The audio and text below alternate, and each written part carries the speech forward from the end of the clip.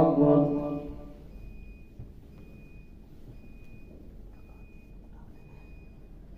الحمد لله رب العالمين الرحمن الرحيم مالك يوم الدين إياك نعبد وإياك نستعين اهدنا الصراط المستقيم صراط الذين أنعمت عليهم غير المغضوب عليهم ولا الضالين.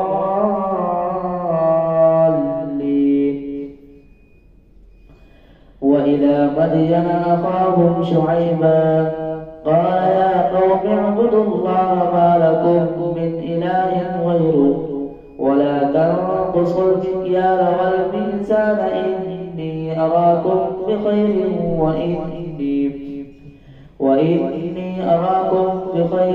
وإني أخاف عليكم عذاب يوم محيط. ويا قوم أوفوا المكيال والميزان بالقسط ولا تبخسوا الناس أشياءهم ولا تعثوا في الأرض مفسدين. بقية الله خير لكم إن كنتم مؤمنين وما أنا عليكم بحفيظ. قالوا يا شعيب أصلاتك تأمرك أن نترك ما يعبد آباؤنا أو أن نفعل في أموالنا ما نشاء إنك لأنت الحليم الرشيد. قال يا قوم أرأيتم إن كنت على بينة من ربي ورزقني منه رزقا حسنا وما أريد أن أخالفكم إلى ما أنهاكم عنه إن أريد إلا الإصلاح ما استطعت وما توفيقي إلا بالله عليه توكلت وإليه أنيب. ويا قوم لا يجرمنكم شقاقي أن يصيبكم مثل ما أصاب قوم نوح أو قوم هود أو قوم صالح وما قوم لوط منكم ببعيد.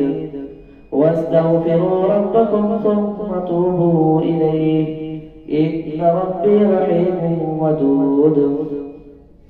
قالوا يا شعيب ما نفقه كثيرا مما تقول وإنا لنراك فينا ضعيفا ولولا رهطك لرجمناك وما أنت علينا بعزيز. قال يا قوم أرهطي أعز عليكم من الله واتخذتموه وراءكم ظهريا إن ربي بما تعملون محيط. ويا قوم أوفوا المكيال والميزان إني أراكم. قال يا قوم أرهطي أعز عليكم بوكيل. قالوا يا شعيب ما نفقه كثيرا مما تقول وإنا لنراك فينا ضعيفا ولولا رهطك لرجمناك وما أنت علينا بعزيز. قال يا قوم أرهطي أعز عليكم من الله واتخذتموه وراءكم ظهريا إن ربي بما تعملون محيط. ويا قوم اعملوا على مكانتكم إني عامل سوف تعلمون من يأتيه عذاب يخزيه ومن هو كاذب وارتقبوا إني معكم رقيب. ولما جاء أمرنا نجينا شعيبا والذين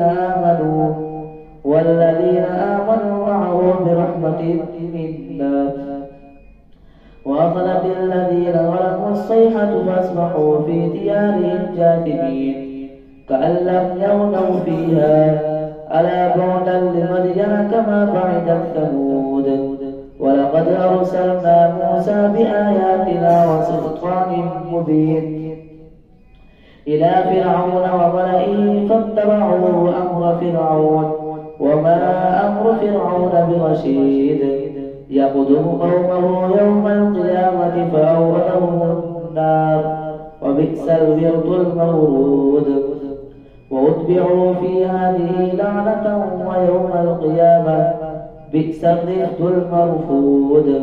ذلك من أنباء القرى نقصه عليك منها قائم وحصيد. وما ظلمناهم ولكن ظلموا أنفسهم فما أغنت عنهم آلهتهم التي يدعون من دون الله من شيء لما جاء أمر ربك وما زادوهم غير تتبيب. وكذلك أمر ربك إذا أخذ القرى وهي ظالمة إن أخذه أليم شديد. إن في ذلك لآية لمن خاف عذاب الآخرة. ذلك يوم مجموع له الناس وذلك يوم مشهود. وما نؤخره إلا لأجل معدود. يوم يأتي لا تكلم نفس إلا بإذنه فمنهم شقي وسعيد. فأما الذين شقوا ففي النار لهم فيها زفير وشهيق خالدين فيها ما دامت السماوات والأرض إلا ما شاء ربك إن ربك فعال لما يريد. وأما الذين سعدوا ففي الجنة خالدين فيها ما دامت السماوات والأرض إلا ما شاء ربك عطاء غير مجدود. فلا تك في مرية مما يعبد هؤلاء ما يعبدون إلا كما يعبد آباؤهم من قبل وإنا لنوفوهم نصيبهم غير منقوص. ولقد آتينا موسى الكتاب فاختلف فيه ولولا كلمة سبقت من ربك لقضي بينهم وإنهم لفي شك منه مريب. وإن كلا لما ليوفينهم ربك أعمالهم إنه بما يعملون خبير. فاستقم كما أمرت ومن تاب معك ولا تطغوا إنه بما تعملون بصير. ولا تركنوا إلى الذين ظلموا فتمسكم النار وما لكم من دون الله من أولياء ثم لا تنصرون. وأقم الصلاة طرفي النهار وزلفا من الليل إن الحسنات يذهبن السيئات ذلك ذكرى للذاكرين. واصبر فإن الله لا يضيع أجر المحسنين. فلولا كان من القرون من قبلكم أولو بقية ينهون عن الفساد في الأرض إلا قليلا ممن أنجينا منهم واتبع الذين ظلموا ما أترفوا فيه وكانوا مجرمين. وما كان ربك ليهلك القرى بظلم وأهلها مصلحون. ولو شاء ربك لجعل الناس أمة واحدة ولا يزالون مختلفين إلا من رحم ربك ولذلك خلقهم وتمت كلمة ربك لأملأن جهنم من الجنة والناس أجمعين. وكلا نقص عليك من أنباء الرسل ما نثبت به فؤادك وجاءك في هذه الحق وموعظة وذكرى للمؤمنين. وقل للذين لا يؤمنون اعملوا على مكانتكم إنا عاملون وانتظروا إنا منتظرون. ولله غيب السماوات والأرض وإليه يرجع الأمر كله فاعبده وتوكل عليه وما ربك بغافل عما تعملون.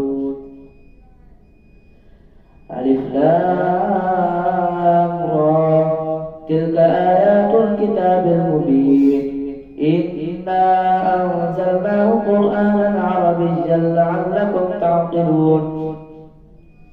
نحن نقص عليك أحسن القصص بما أوحينا إليك هذا القرآن وإن قبله لمن الغافلين إذ قال يوسف لأبيه يا أبت إني رأيت أحد عشر كوكبا والشمس والقمر رأيتهم لي ساجدين قال يا بني لا تقصص رؤياك على إخوتك فيكيدوا لك كيدا إن الشيطان للإنسان عدو مبين وكذلك يجتبيك ربك ويعلمك من تأويل الأحاديث ويتم نعمته عليك وعلى آل يعقوب كما أتمها على أبويك من قبل إبراهيم وإسحاق إن ربك عليم حكيم لقد كان في يوسف وإخوته آيات للسائلين إذ قالوا ليوسف وأخوه أحب إلى أبينا منا ونحن عصبة إن أبانا لفي ضلال مبين اقتلوا يوسف أو اطرحوه أرضا يخل لكم وجه أبيكم وتكونوا من بعده قوما صالحين قال قائل منهم لا تقتلوا يوسف وألقوه في غيابة الجب يلتقطه بعض السيارة إن كنتم فاعلين قالوا يا أبانا ما لك لا تأمنا على يوسف وإنا له لناصحون أرسله معنا غدا يرتع ويلعب وإنا له لحافظون قال إني ليحزنني أن تذهبوا به وأخاف أن يأكله الذئب وأنتم عنه غافلون قالوا لئن أكله الذئب ونحن عصبة إنا إذا لخاسرون فلما ذهبوا به وأجمعوا أن يجعلوه في غيابة الجب وأوحينا إليه لتنبئنهم بأمرهم هذا وهم لا يشعرون وجاءوا أباهم عشاء يبكون قالوا يا أبانا إنا ذهبنا نستبق وتركنا يوسف عند متاعنا فأكله الذئب وما أنت بمؤمن لنا ولو كنا صادقين وجاءوا على قميصه بدم كذب قال بل سولت لكم أنفسكم أمرا فصبر جميل والله المستعان على ما تصفون وجاءت سيارة فأرسلوا واردهم فأدلى دلوه قال يا بشرى هذا غلام وأسروه بضاعة والله عليم بما يعملون وشروا بثمن بخس دراهم معدودة وكانوا فيه من الزاهدين الله أكبر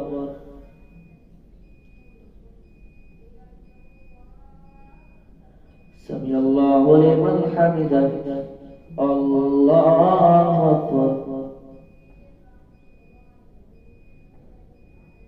الله أكبر الله أكبر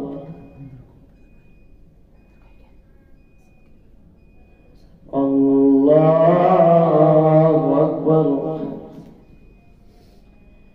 الحمد لله رب العالمين الرحمن الرحيم مالك يوم الدين إياك نعبد وإياك نستعين اهدنا الصراط المستقيم صراط الذين أنعمت عليهم غير المغضوب عليهم ولا الضالين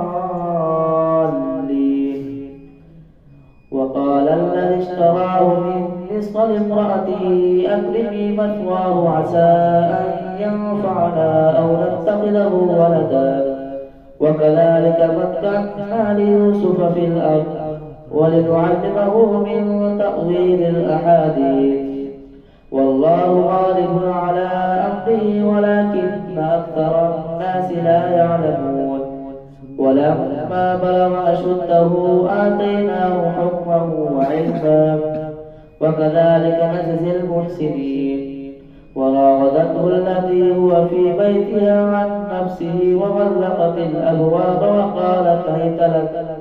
قال معاذ الله إنه ربي أحسن مثواي إنه لا يفلح الظالمون.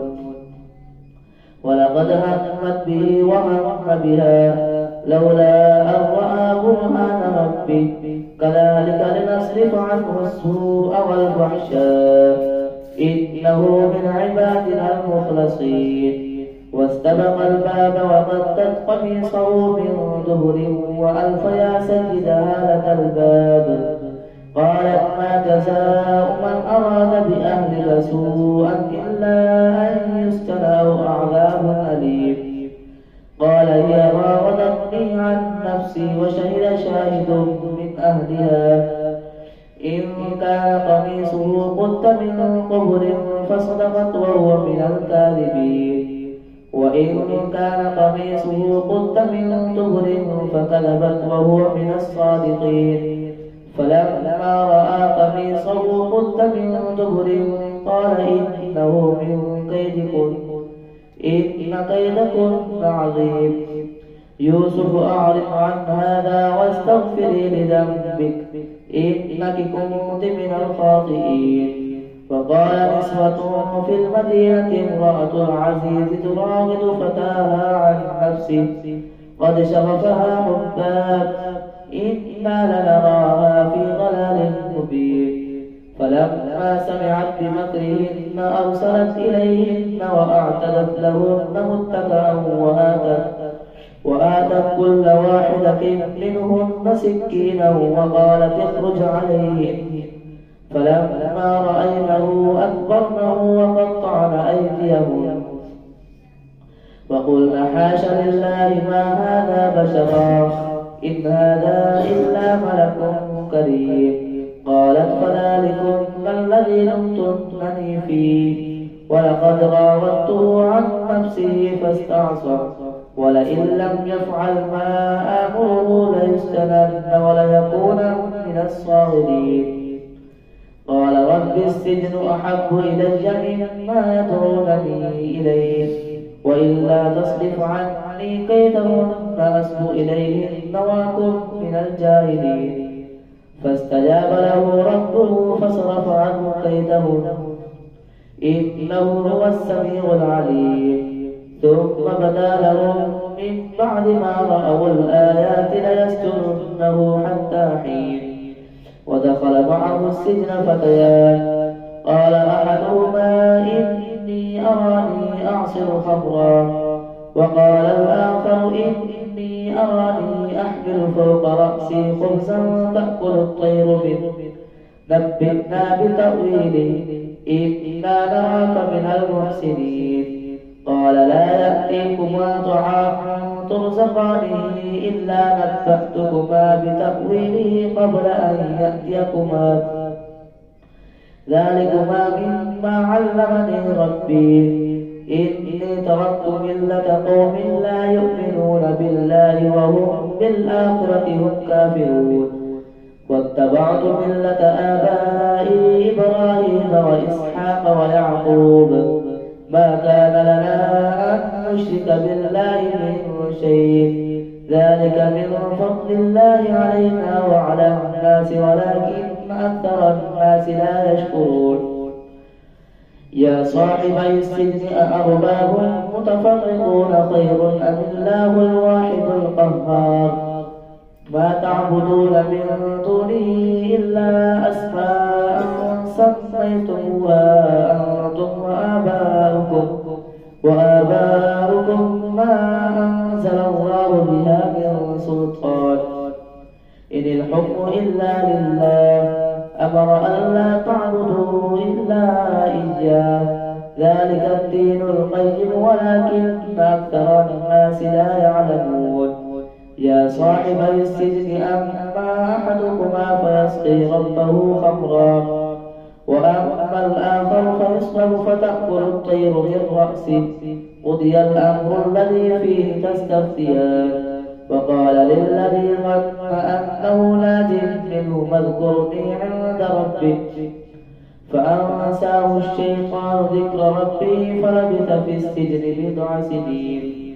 وقال الملك إني أرى 7 بقرات سمان يأكلهن 7 حجاف و7 سنبلات خضر وأخر يابسات. يا أيها الملأ أفتوني في رؤياي إن كنتم للرؤيا تعبرون. قالوا أضغاث أحلام وما نحن بتأويل الأحلام بعالمين. وقال الذي نجا منهما وادكر بعد أمة أنا أنبئكم بتأويله فأرسلون. يوسف أيها الصديق أفتنا في 7 بقرات سمان يأكلهن 7 حجاف و7 سنبلات خضر وأخر يابسات لعلي أرجع إلى الناس لعلهم يعلمون. قال تزرعون 7 سنين دأبا فما حصدتم فذروه في سنبله إلا قليلا مما تأكلون. ثم يأتي من بعد ذلك 7 شداد يأكلن ما قدمتم لهن إلا قليلا مما تحسنون. ثم يأتي من بعد ذلك عام فيه يغاث الناس وفيه يعصرون. وقال الملك ائتوني به. فلما جاءه الرسول قال ارجع إلى ربك فاسأله ما بال النسوة اللاتي قطعن أيديهن إن ربي بكيدهن عليم. قال ما خطبكن إذ راودتن يوسف عن نفسه قلنا حاش لله ما علمنا عليه من سوء. قالت امرأة العزيز الآن حسحس الحق أنا راودته عن نفسه وإنه لمن الصادقين. ذلك ليعلم أني لم أخنه بالغيب وأن الله لا يهدي كيد الخائنين.